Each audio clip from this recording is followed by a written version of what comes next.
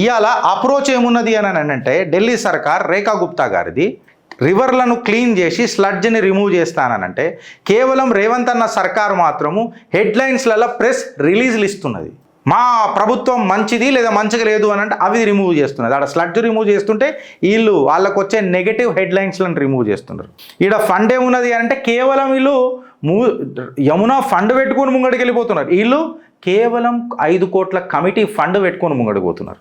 వీళ్ళు oxygen లెవెల్లు measure చేస్తుంటే మన రేవంత్ అన్న టీఆర్పీ లెవెల్లు పంచాయతీ చేస్తున్నాడు. మళ్ళా టీఆర్పీ లెవెల్ మానిటర్ చేస్తున్నాడు.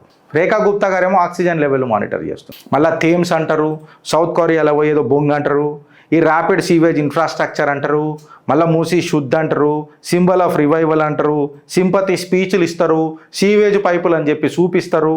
ఢిల్లీ మాకు అర్థమవుతుంది తప్ప మూసి మాకు అవమానిస్తుందన్న ముచ్చట రేవంత్ అన్నకు అర్థమవుతుందా అంటున్న తెలంగాణ ప్రజలకైతే బరాబర్ అర్థమైంది.